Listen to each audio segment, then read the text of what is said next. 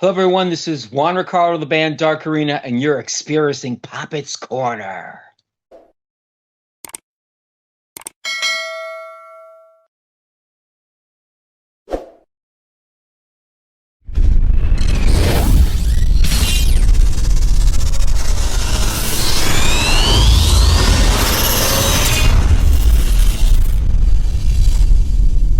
What's going on, everyone? Welcome to another edition of Poppitt's Corner. And this is a very, very special one. I don't know. I always keep saying that on every episode we've done. But, it is, man. Look who we got. We got, obviously Mr. Shannon Fry. How you doing, sir? I'm good. And then, so the topic of the day's show is we're going to do the top 10 Heretic songs. And I figured, why not just get somebody from the Heretic camp? I want to, ladies and gentlemen, Mr. Angelo Espino is joining us today. How you doing, man? Dude, I am so good. And I'm fucking, I'm feeling good. I'm alive. I'm 57 years old, and I'm still playing rock and roll. So yeah, I'm blessed, man. Absolutely, we're stoked. And when I say blessed, I mean blessed by the fucking aliens. Okay, let's get that straight. Absolutely, man. Well, this is going to be obviously it's going to hit closer to home for Mr. Angelo here. But I figured we would have some fun. Hopefully he can give us some little history lessons for the songs or how they were kind of written or what, he remembers, Heretic playing some of these back in the day and whatnot. Hang on real quick. Look at him. He's all, hey, Brian. Yeah. Can you email me a history lesson of Heretic?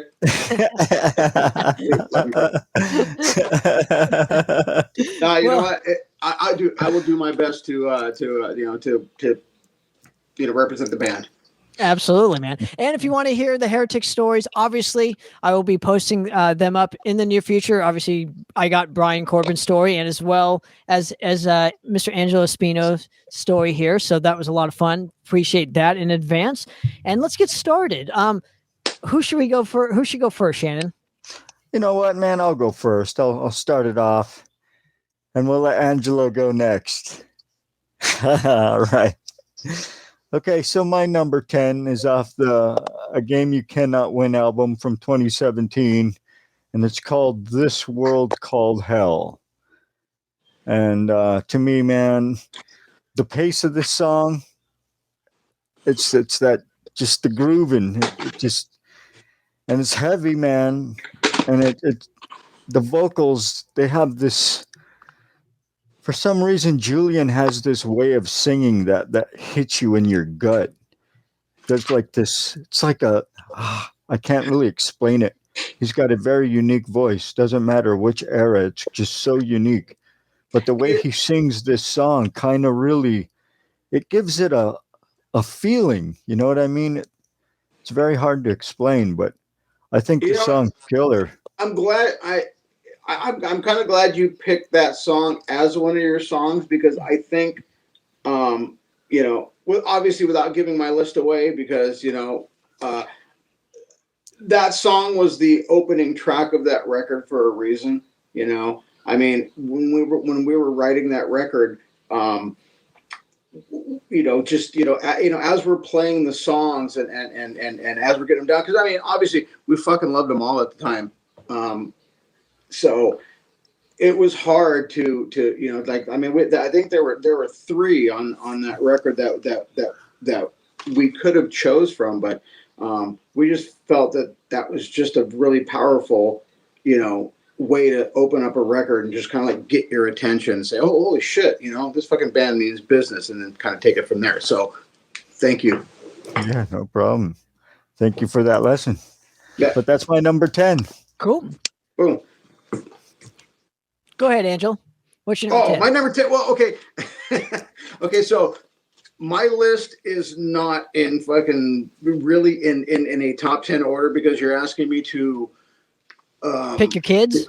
Yeah, pick 10 of my 10 out of however many songs we have. But okay, so just on my list here, my number 10 song was okay. Let's put it this way. You know what I'm going to do? Let's play it like this. You said This World Called Hell. Yeah. That's on my list too, so I'm going to cross it off. Right. So that's how we're going to play this game. So it was on my list. So Tanner, you're up. Wow. Okay. Well. So, but when it's my turn, we'll figure it out. But you go next. Don't worry about don't your decision is predicated on what we got going on here. So.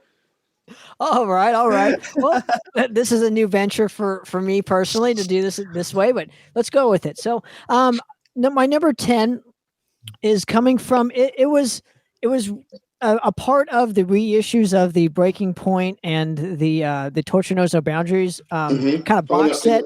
Yeah, but it's originally off of the Metal Massacre 7 release, and I'm choosing Impulse. I know this features Mike Towers or Mike Torres. Mike Torres. Call him Mike Torres. Okay, I don't know what to call him anymore, right? Mike Towers was an alter ego that died. Yeah. He's Mike Torres. Sure. But fucking 80s, right? But I really love his voice on this particular track. Obviously, he went on to Abattoir on a safe place. What the fuck is it? The second record. I always forget it. But it's only a safe place. Oh, there you go. So, but his vocals on this absolutely rule. This is kind of everybody's kind of first introduction to Heretic especially on a record itself.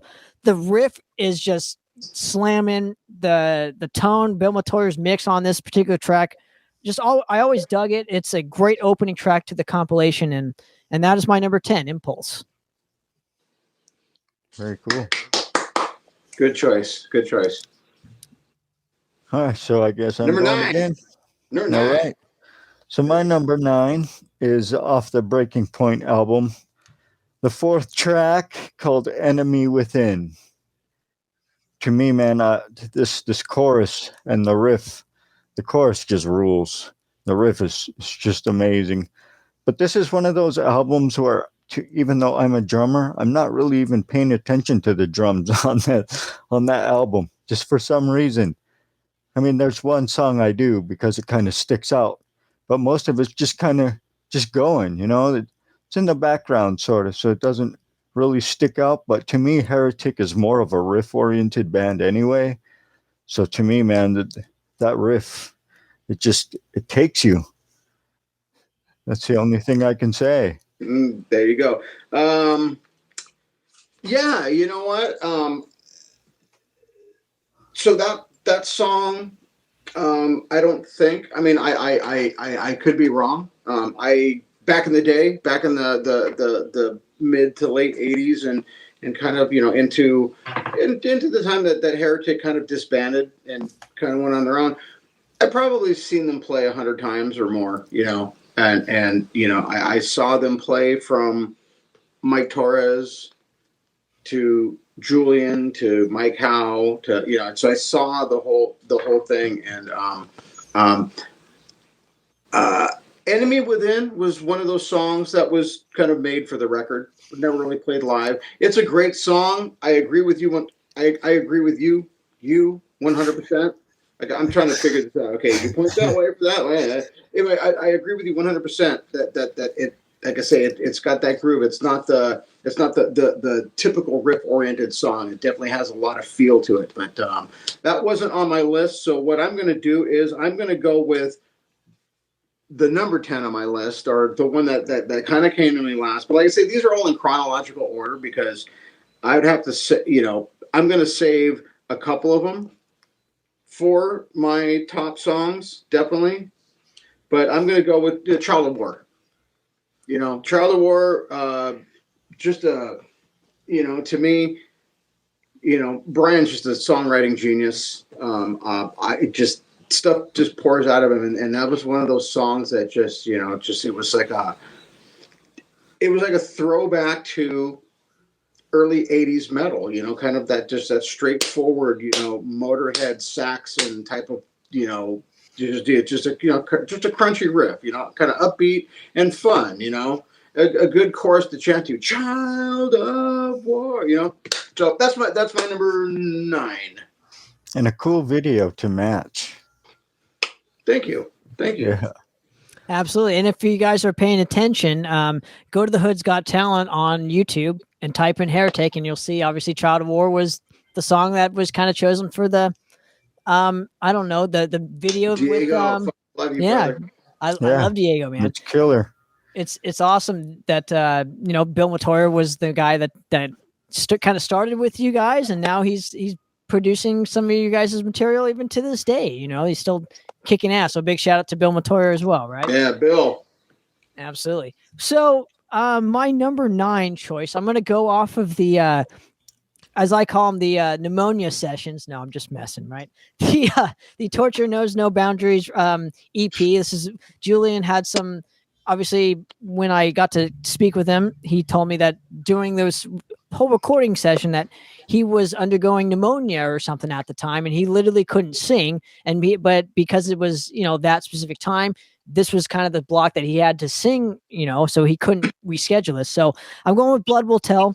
This is an absolute cruncher of a song. I know this is one of the first that Heretic kind of re-recorded when they got back together again. So maybe Angelo can kind of branch off at that point and tell us a little bit more on why that specific song. And there was a video to go along with it all these years later. I just really love the riff. I love Julian's vocal style on this particular record. I know I've kind of sound like a broken record when I say this, but his performance on this is like second to none, because it's so just like it's like his throat is being ripped out of him, and it just sounds that's what I like in my singers. You know what I mean? Like your voice, and that I try and pertain that to my vocals. It sounds like my voice is just ripping out of my throat, and that's fucking metal. So there you go. Blood Will Tell. Well, so that okay. Julian was sick. Julian had no voice. They had studio time book, and it was like they, at the time, Metal Blade had spent a lot of money, to get them in the studio. But you listen to A Game and A Time of Crisis, and you hear Julian's voice on that. Obviously we're talking 25 years later, but and then like you listen back to if you can find any recordings of Stone Soldier or what was that band that he was with up in the Bay Area? Hierophant. No, Laughing Dead. Is that what it is? Laughing Dead. Yeah. Okay. No, I think so. No, I think it was. But you know what I'm talking about. So if you listen to his vocals on those, you can definitely tell that his vocal that wasn't Julian singing right there. But you're right. I think it was very unique. Unfortunately, it wasn't what he or the band wanted the world to hear, because that wasn't him. I think it's unique. I mean, you listen to. I love King Diamond, but come on. I love Megadeth, but come on. There are certain bands that their vocalist isn't the greatest vocalist in the world, but they've got a unique sound, and it's just like, you can fucking like, that. And I think that Torture Knows No Boundaries is kind of like infamous for that, because Julian's, like I say, he sounded very strainy. Like I say, but when you're sick, you've got bronchial issues and you can't fucking hit those notes, but it does sound very haunting, especially, like Whitechapel and like some of the songs like that. Just it did give it a little bit of an interesting flair, but definitely not what he was intending, like I say, for the world to hear. But can I number 9, man? Appreciate it. Can I branch off of this though and just ask why that specific song when you guys kind of got back together again? Was this just like an introduction to be like, can we still play these songs? So let's just choose an old one to re-record and shoot a music video for? I don't know. I'm really trying to think back. I don't remember, to be honest with you. Okay. To shoot that black and white music video was just awesome. So, okay. Shannon, why don't you go ahead? Number 8? Are we on number 8 now? Yeah. Ironically, though, as you guys were just talking about that, that song is my number 8. Okay. But yeah, but to add on to that, you can still tell that those vocals on that are Julian. You know what I mean? Like, even though they're strained and they're rough, like if you really listen, like they're still Julian. I still love it though. To me, man, I don't know. Those were some harsh, brutal vocals to be clean with, you know? Nowadays, to me, he's still one of my favorite singers. I'll say that to this day, he is. But that's kind of why I was so mad about when the incident here in Vegas happened, because I'm getting to see, not only you, but my one of my favorite singers, and then here I'm getting it taken away from me. But Yeah. anyway, sorry, I didn't mean to get off on that tangent, but yeah, but Preach, brother, blood will preach. tell. Blood will tell. That's my Blood will number tell. 8. Okay, so I had to cross Child and This World off, obviously, because I'm not going in any particular order. So the next one, I guess, like I said, mine's in chronological order, and I'm like I said, I set a couple songs aside for my top songs, but I think for my number 8, I'm going to go with Master at Her Game. What I liked about that song is it was a song that never. It was a big part of Heretic's repertoire back in the day. Like when you'd see Heretic live, Mastered Her Game was definitely a crowd favorite. It was definitely one of my, obviously top 10, songs to hear them play live. And it just, and like I say, it's just got a cool, it's got a cool, just rocking beat. It's just a fucking rock and roll, hard rock, heavy metal song. It's nothing more, nothing less. It's just like right there, and it is what it is. And I like the fact that it was a song that was written back in the day, and it just didn't make an album. And we felt that, you know what, this is the album to bring that song back. Because like you had mentioned on a time of crisis. We redid Heretic. And we redid your number 9 pick. Blood Will Tell. Blood Will Tell. Blood Will Tell. We didn't put on the record. Obviously, we wanted to use that one as a single, or just as something, and it worked out, because when Metal Blade Europe approached us and said, "Hey, we want to put out a catalog of your material," the Tortured and Broken box set that you were talking about earlier. Do you have any new material that you can use? And we're like, oh, fuck, I am so glad that we didn't put that song on that record. So now we have a 2012 version of Blood Will Tell. And, Merrick, I love you to death. In fact, I was in a band with Merrick before Heretic was ever Heretic, like back in like the early 80s. Iggy is just the most ridiculous drummer in the world. He just... his chops, the way he plays, just the way it was totally not Heretic. His drumming's not Heretic. It's not really 80s. It's definitely more late 90s to early 2000s type of metal. But just the way he plays, he woke that song up. And Blood Will Tell was a great song back in 1987, 86. It was a dynamic song in 2012. So, just my personal opinion. But yes, so yes, going off of, we said that, yeah, that's my 2 cents about that song. Absolutely. Right on. All right. So my number 8 choice, I'm going to go off of, the A Time of Crisis record here. This is one that I might have seen them play once, maybe once. This is Police State. I really dig this jam. This is a story about Police State. But it's well, hopefully it's not a true story, but it's like it's just a crushing number. I just love the Police State. It's just kind of like a driving kind of like chorusy. And I've noticed that's kind of the shift with new Heretic as opposed to old, is that it's got more mid-paced, I guess, nowadays as compared to the young, angsty, fucking speed power metal that Breaking Point kind of had. So this is one of the jams that I absolutely love off this record that I would love to hear more of live. So Police State is my number 8. Nice. So, all right, I'm going to move on then. We're on to 7. Yeah, number 7 off of A Game You Cannot Win, and it's the song Broken Hero.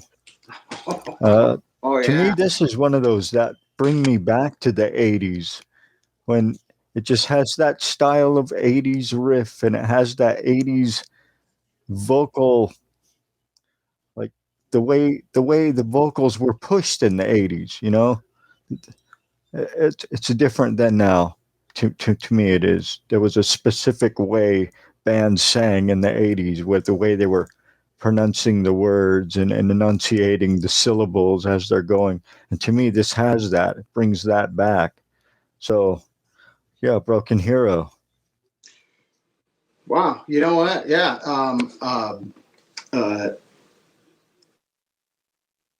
That song was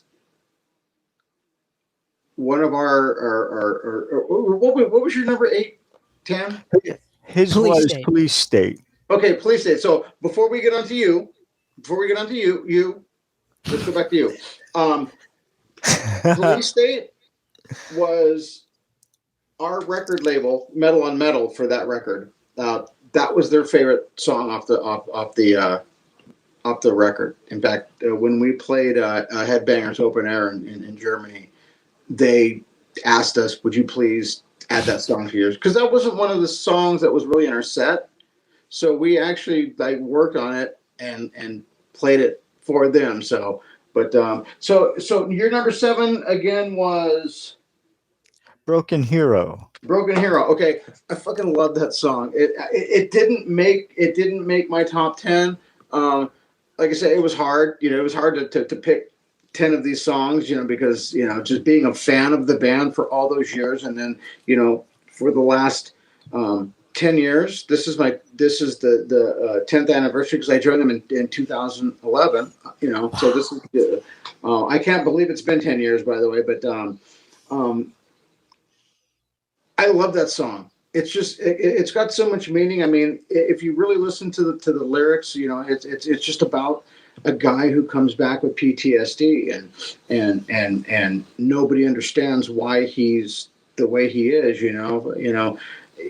he sacrificed himself for his country and he came back with some really fucked up issues. Now he's a homeless guy. Now he's fucking schizophrenic and on the streets, and people don't really look at him as a hero, so that's why he's a broken hero. But I fucking love that song. It's just so anthemic, and it's just, the chorus is just like one of those, especially when it goes into the halftime beat. Yeah. When it's just like when it breaks down to the just like broken down, we just kind of break it down before we go back into the moderate tempo beat. So, but yeah, thank you for picking that song. Like I say, it wasn't on my list, but man, just a song that's really close to my heart. So. Right So on. like I say, I'm going off the top here. So if we're on number 7 right now, I'm going to say, I'm going to go with Blood Will Tell. I know that one was probably already chosen, but I just love that song. And especially that lady, like we talked about the updated, the 2012 version of it. It's just a fun song to play. It's it's riffy but not too riffy. It kind of sticks to a pattern, and it's just like I said, it's just one of those fun songs to play. It's one of those up tempo songs where you could be exhausted as fuck. Halfway through the set or towards the end of the set, but you can come on with that one, and it's just But we actually open up. That's usually our second song of the set because it's when whatever we decide to open up with, we figured that's a good song to follow up because it kind of just it's still another up tempo song and it's got a good flow to it and stuff like that. So that would be my number 7. Nice. Love it. Nice. All right. So my number 7 is going to be, it's going to come off the Time of Crisis record here, and it's the title track, A Time of Crisis. And yeah, the chorus alone, I think, rules. I think this is an underrated jam on this particular record. Never heard this particular track live. The riff rules. I just love Julian. To me, is one of, and it's no slouch to any of the other members of Heretic, but to me, Julian really shines on this particular record for me. And I just always have felt he's, as far as an 80s kind of style, or just call him a singer, he's just super underrated when it comes to I don't know, metal singers in general. He's always been one of my favorites. So I think this track, he's really kind of shining through on his vocals. So yeah, Time of Crisis. It's a great chorus too. I wrote that song. Okay. Don't tell anybody. No, you know what? It was funny because that song almost didn't make the record. Ironically, that it ended up being the title track, because I mean, if you listen to that song, that is so fucking anti-Heretic. I mean, it's a punk rock song. You know, it's a song. It was a riff that I want to say that I was an Uncle Slam at the time. And it was a riff that I was kind of like working on then, because Uncle Slam was a little bit more of a crossover, crossover metal punk type, punk metal type band. And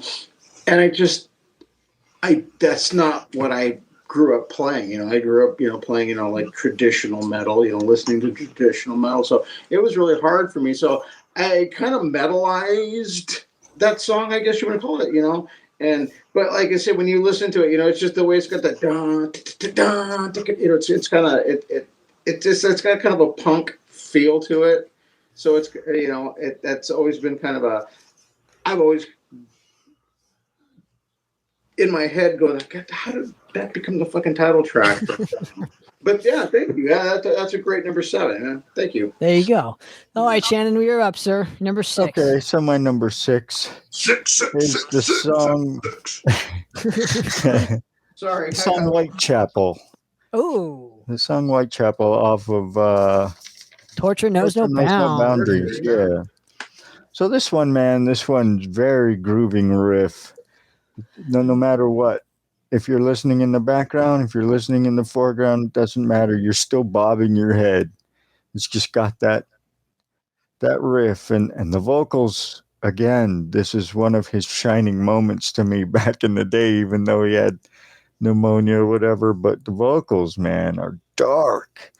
They are dark on this song. And yeah, the drums and the bass just rock out in the background and just set the mood, and they let the guitar and the vocals do their thing in this one. So yeah, Whitechapel. That's my number 6. Yeah, you know what? That live, like back in the day when I was in the audience, the fan, that was always one of my favorite songs to watch them play live, because just the theatrics. Figure. Back then, that lineup of Dennis, Merrick, Brian, and Bobby.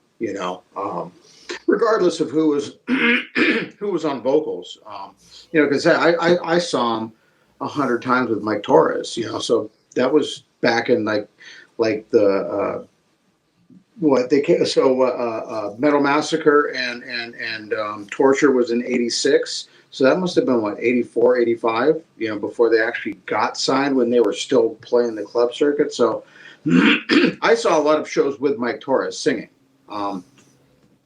I saw a lot of shows with Julian, singing. I saw a handful of shows with Mike Howe. I wish I had seen more, but I was kind of off doing my own thing at that time. I think I might have been with Predator, or maybe even Dissenter at the time. I don't remember. Like I say, it's just kind of going back. I'd have to really dig into it, but what did you say? What song?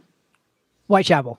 Whitechapel. Okay, yes. So Whitechapel to me was just always one of those crowd favorites, and it was just like I say, it was one of those fun songs to listen to because you're telling a story. It's basically Jack the Jack the Ripper, right? Ripper. Exactly, because that's where all his murders. That's where all the murders took place was in Whitechapel, England. Right. So yeah, that's a great number six. That's a great number six. But yeah, like I say, always one of my favorite songs to see live. It just had a lot of. Boom. Okay, so I guess my number six. Eeny, meeny, miny, mo. I'm gonna go. Yeah, I'm gonna go with this one here because this one definitely needs to be in my top five. So I'm gonna go with Remains, and one of my favorite things about Remains, number one, it's the first song that I learned when Heretic got back together. Before obviously before we recorded the record, when Glenn had really kind of said, "Hey, Brian," because Glenn was just coming off Hyrax and he said, "Hey, Brian, I mean, God, I've been to Japan, I've been to, I mean, she's been telling, everything that Hyrax was doing," and he says, "Let's put Heretic back together." Bob's obviously, in Texas now, so he wasn't really an option. So him and Glenn kind of like started working stuff out, and Glenn got his a good friend of his. Please help me with his name if you know it, Danny. Danny Anaya? No, on bass. Anyway, this guy played with Glenn in some of the Christian metal bands that he had done. So he'd kind of come in and did like a couple of, because at the time, Heretic did a couple reunion shows when I was in Bitch, and it was Heretic, Bitch, and Malice. We did like a little mini Metal Massacre tour because all three of us were on a Metal Massacre, Metal Blade Metal Massacre record. So when we did that show, it was just like instantaneously because I hadn't seen Julian in years. I hadn't seen Brian in years. I can't remember who was playing drums for them at the time. But it was just so amazing till I run into these guys, and I basically joined the band that night because they're like, oh my God, it wouldn't it be great if, because Brian and I had done Reverend together, and we were saying, wouldn't it be great if we got the band back together, and it was just like that night we knew, but Heretic's getting back together, and Angelo's the new bass player, but that was the first song that Brian had showed us as kind of a new band getting back together was Remain. So that's and I love the story that it tells. That tells a story about a guy whose life is just fucking his chick cheats on him, and he just his life is shit, and he decides that he's going to kill her, and he kills her and then kills himself, and basically it's a letter that he's writing to his parents saying, hey, I'm not the perfect kid that you thought I was going to grow up to be. When my body comes back from the fucking morgue, do what you will with my remains. If you want to just fucking leave them there or whatever, So that's kind of like I said, it's a pretty fucking morbid tale, but like I say, it's an emotional song to me because that was the first song that we wrote as sure. Heretic, back in 2011. So that's my number six. Absolutely. And I think the bass player you were thinking of is Daniel Cordova. Daniel Cordova. Thank you. Sorry, Danny. Oh, yeah. Sorry, Danny. Yeah, Daniel Cordova. All righty. So I'm going to go off of the A Game You Cannot Win for my number six choice. I'm going to try and speed up things here. But I'm going to go with Before the Fall. Another crushing chorus, another killer fucking riff. Mid-tempo is all fuck. And again, it's another banger. It's I don't know, man. There's a lot more mid-tempo songs on A Game You Cannot Win compared to, say, the rest of you guys' catalog. So it just so happens to be some of my favorite tracks. So yeah, Before the Fall. Yeah, thank you. Another one of my songs. I'm ingratiated, I guess would be the word that comes to mind.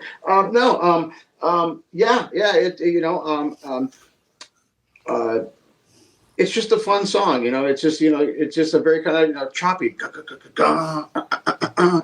very machine gunny type of thing. So yeah, good number 6. Shannon, you're up, sir. Number 5. All right. Number 5. All right. Top five. My number 5 is one you already chose, off Time of Crisis, and it's the song Police State. I believe that was your number 9. Anyway, to me, man, like you guys have already said before, it's catchy as hell. And then another one of those riffs that just take you back to the 80s. It's just got that feel. So Absolutely. yeah, man, that's my number 5, Police State. Great choice, sir. All righty, Angela, what's your number 5? My number 5. Okay, God, here we go. I fucking love this song, and I'm so bummed out that we've never played it live. We'll probably never play it live. I've advocated for the song for fucking years. Okay, Raise Your Fist off of A Time of Crisis. Yeah, it's just the riff, the little hammer-on riff. Very upbeat, very, and then it breaks down to when it goes into the pre-chorus. It's just such a driving song. It's such a good song to play, and we don't, and it just bums me out. So that would be that starts my top 5. That starts my top 5. All righty. So we've already talked about this particular track, but I'm going to mention it anyways. My number 5 is Broken Hero. Obviously, we've already said enough about this particular track. So what I will say lastly on it is this is a song where it kind of like, so I heard Time of Crisis and I was like, this sounds awesome, but it sounds like a record that's like, it's you can tell it's a band that's kind of come back and is kind of striving to be stuck in the 80s. And I felt with A Game You Cannot Win, this was like a total kind of 180 on that, because they took where it was a band that kind of took chances. And this particular track, I just love the fact that they did a ballady sort of track that they haven't done for 30 fucking years. So there you go. That's all I'm going to add to it. So anyway, number 4. All right, my number 4 is another one that was already chosen by Angelo, and to me, it's Time of Crisis, title track of Time of Crisis. That was me. Okay. Well, pop it up there in the. All right, sorry. No, you're good, man. Go ahead. All right, but yeah, man, this is one of those angry vocals that just rock, that just plod along and just kick your ass as it's going. This is one of my favorite songs, just in general. And as a matter of fact, I just want to say this because a lot of my songs are off this particular album. But I used to work as a sign holder, selling to lead people to new houses, to new developments. And I would just listen to this album and the Anvil album, Juggernaut of Justice, over and over and over and over. So this was one of those, just start spinning the song, spinning the sign, and here's Time of Crisis kicking ass, right? So I'm humble, man. Kinda, fucking love you, man. Right on. But that's my number 4. Oh my God. Hopefully you don't get nightmares listening to Time of Crisis nowadays. It's gonna remind you of fucking holding that sign. I didn't mind it at all because I was good at it. Military thing, All right, Angela, what's your number 4, sir? Fuck, dude. So this is hard. So I put asterisk. You can't really see it. I put asterisks next to 4 of the songs. So I figured I had 6 to play with, and like I say, I kind of went, like unorthodox, off the normal path here. But I've got 4 songs to choose from here, and they're all my favorite song. So I'm just going to give you one, and that's going to be Whitechapel. We already talked about it. Like I said, just Whitechapel is just it's just it screams Heretic. It's kind of like one of those songs that when we play, oh yeah, I know, I recognize the song, or I know the song, or I remember the song. But yeah, it's a Whitechapel for me. And I'm going to go off of this point, and I'm glad you brought up Whitechapel again, so I could go off of this point. In interviewing Julian, I think this was the first song that KNEC played for on the radio. So this was almost the first Heretic song that got played on the radio. So I just want to throw that out there too, according to the sources that according to Julian. He's my source right now. All right, so I believe you may be right. So number 4 is, I'm going to go off of the Breaking Point album. This is a song that when I talked to Brian Corbin, I think his mom said, you guys have finally done something that's like fucking amazing, I guess, essentially, in those words. This is Time Runs Short. I know this was Brian's mom's favorite track from Heretic, and this is one of mine. Love Mike Howe's delivery on this. I've always wondered kind of how Breaking Point would have sounded with Julian, but at the same time too, I think Mike Howe does a fantastic job singing it. So Time Runs Short. Yeah,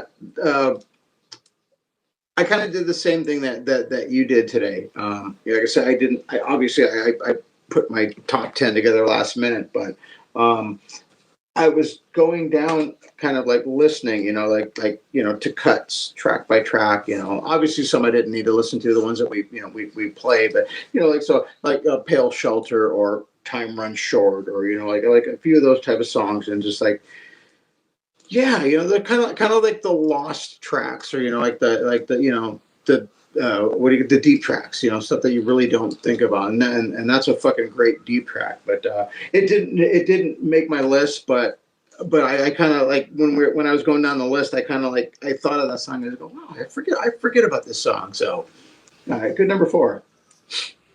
Shannon, number 3. All right, my number 3 is off time. Number 3. On Child of War.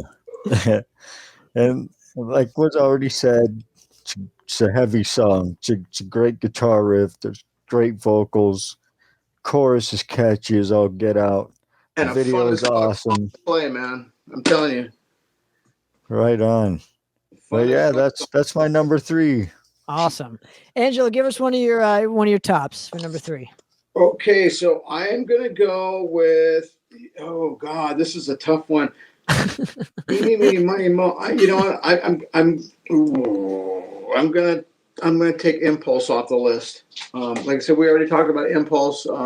Metal Masker 7, Mike Torres. Just the perfect song for that record. The perfect song for Mike's voice. Mike's voice was unique. Obviously, if you listen to the Abattoir stuff and the stuff he did with Boa, I don't know if Boa ever recorded a record, but I know they did some recordings together. And Mike Torres has got a very unique voice. I'm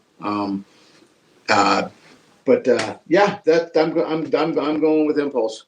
Cool. All right. It's funny that Shannon had this as his number 3, because this is my number 3, and this is Child of War. This was the first song that I had ever heard from Heretic. This was because of the video. I remember the rehearsal style video, them walking down the fucking. Fred. What's up? Fred. Yeah. Freddie Metal. Yeah. I don't remember who directed it, but I'm saying I remember the video of you guys walking down the hallway, picking up your instruments, and this was literally my first introduction to Heretic, and this is definitely, this is a staple in the career of Heretic. This is one that literally they kind of have to play every fucking show, whether they get sick of it or not. This is kind of like their song, in my opinion. not necessarily to say that, Whitechapel isn't their song, but this is another one that's kind of like a Whitechapel. This is a song that literally has to stay in the set list. And I mean, if they choose to do so or not, that's up to them. But this is definitely a fan favorite song, and especially one for me. So yeah, Child of War. Well, if you go to if you go to our we shut our webpage down. At this particular point, in the band's life, whatever career, yeah, career. A website is just so unnecessary. I mean, it is and it isn't, because more people are on Facebook, more people on Instagram. We don't have a TikTok. I don't think we'll have a TikTok, because that's pretty fucking Gen Y shit. No offense, Gen Yers. Who gives a shit? yeah. I guess, but no Gen Ys are listening to or watching this show, so it doesn't matter anyways. But so go ahead. But anyway, if you go to our Instagram or our Facebook page, and Heretic Metal, just type in Heretic Metal, you'll see the fucking big old H. You'll see the fucking and there's a cut, like, well, we put the entire performance that we did at the Whiskey with Hyrax and Evil Dead. So the entire performance is up, but we did Trial of War, and it's just one of those songs that's always going to be in the set. Like you said, it like, if you don't play it, you're like, oh fuck, that's like Judas Priest not playing fucking Victim of Changes or something, breaking the law. Yeah, exactly. Yeah, that Living After Midnight. It's just one of those tracks that's like, you're gonna play it. Yeah, exactly. Yeah. So, all right, Shannon, number 2, sir. We're down to top 2. All right. Wire. This is going to be, we got a couple more minutes, so let's definitely knock it out of the park, guys. Number 2. On. So mine's off of the Breaking Point album from '88, and it's the song King and Kingdoms Fall. And just amazing, great vocals, really catchy chorus. The riff, man, this is another one of those Brian riffs that just kick so much ass. It just keeps you plodding, man, and another one of those where you're just bobbing your head because it's so damn catchy. So Mike Howe's vocals on that are very good, man. I think that was one of his shining points of his career to me. But and Kingdoms Fall. That's my number 2. Okay, so without fucking spoiling anything, not that anybody gives a shit. We just added that back to our set. Nice. I think we might have played that song very, very early on. Obviously before we had written A Time of Crisis, when the band first got back together. I mean, all we had was the back catalog, and that was in there. Oh my God, what else was in there? I can say, but anyway, yes. Thank you. Yeah. It didn't make my list, but yeah, that song, yeah, love that, playing that song. Boom. So okay, Angelo, go for it. Number 2, sir. My number two is going to be Heretic. Oh, nice choice. It's the band's anthem. It should have been my number 1. Like I say, my number 1 it just represents everything that I stand for, musically and in my style. But yeah, Heretic for me is going to be my number 2, our anthem. There you go. All right, great choice, sir.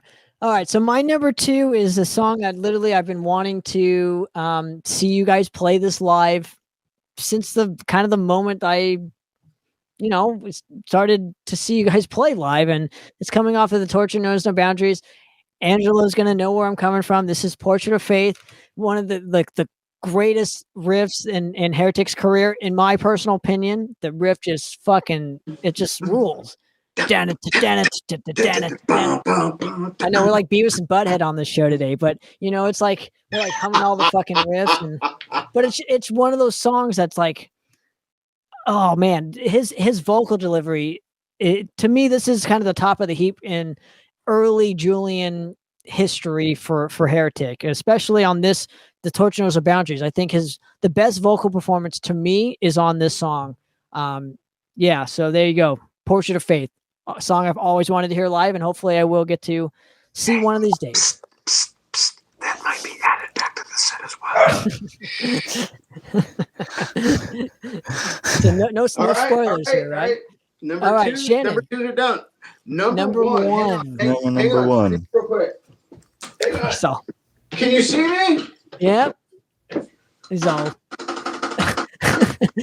Oh, the drum roll, yeah. Well, you kind of need Shannon to do that since he's the drummer. He's got to get his drumsticks out. But all right, Shannon, why don't you go with your number one, boss? All right. With the drum roll there, number one. Number one.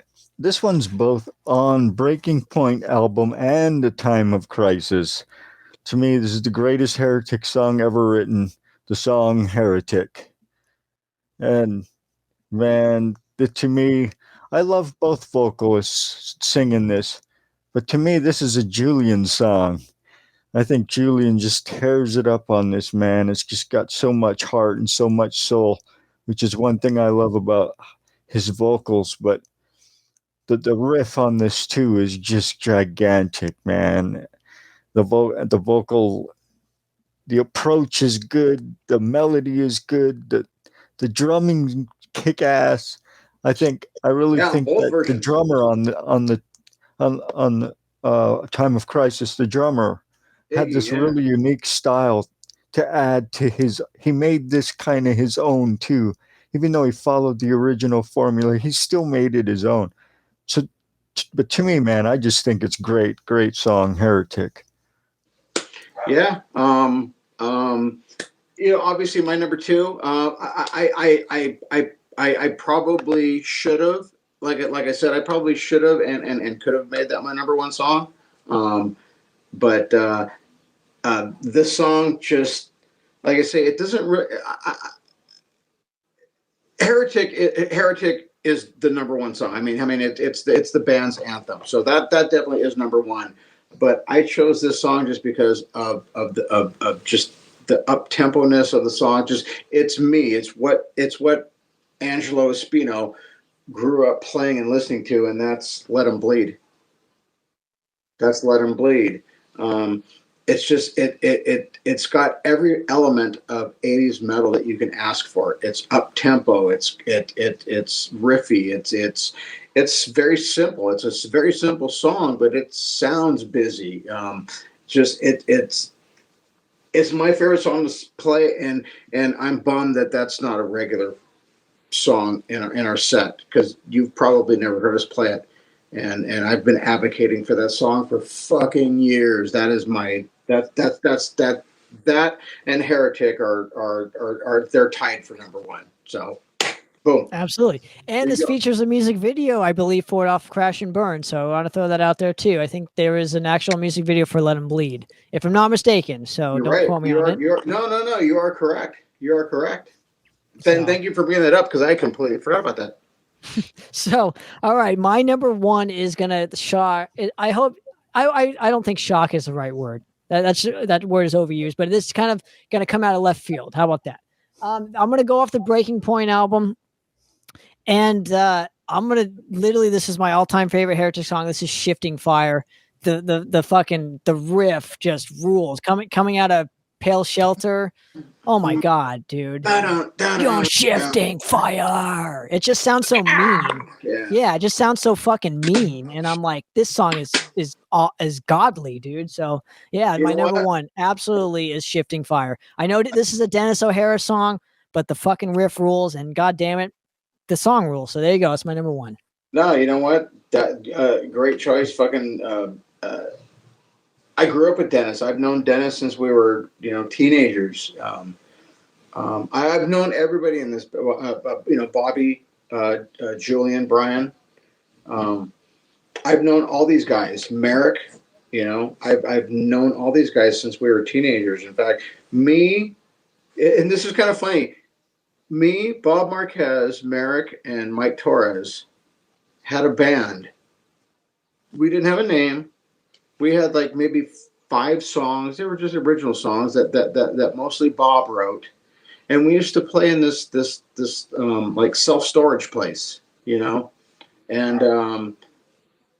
kind of just I don't know what happened. The band stopped. We kind of like drifted apart, not as friends, but just as that band. And funny how the core of that became, Heretic. And so I've always had an invested interest in Heretic and in the band, like I say, as a fan, and to have been able, to have been asked to join the band was a life-changing moment for me. It's like being asked to join one of your favorite bands growing up. So, yeah. A great top 10 from everybody. Like I say, there was some surprises in there that I probably overlooked. Like I say, some deep tracks. Like I said, both of you had some pretty deep tracks that I think I'd mentioned that were like, oh yeah, that's like, yeah, song you would never hear live, but a good song to listen to on a record. Rules, man. Well, dude, so that's going to do it for us, obviously, for the top 10. But before we get out of here, obviously, Shannon, what do you have coming up? Angelo, what do you have coming up, man? What's going on in you guys' world before we get out of here? Well, we're still finishing the recording of our first album. Nothing's changed. Just going slow, taking our time. No updates. Okay. Angelo, what do you got for us, buddy? What do you got going on? It's been an interesting month for me, to say the least. I don't want to get into too much, but as a band, we're just trying to push forward. 2020 was actually a bit of a blessing because it gave us a lot of time to work out the songs, and we had definitely more than what's going to be on the record, but it definitely gave us some time to put the songs together that we decided on and really kind of work them out and really, and we've got, like I said, live in-room recordings of them all, as working demos. But we're pretty proud of everything. So, we're hoping for a 2022 release and stuff like that. But yeah. But I do want to say, thank you, Shannon. Thank you, Tanner, obviously, for having us on. But I met Shannon in Milwaukee, or no, Minneapolis. Oh God, that was 2005. 2004, 2005, right around that area. 2005, yeah, well, 2005.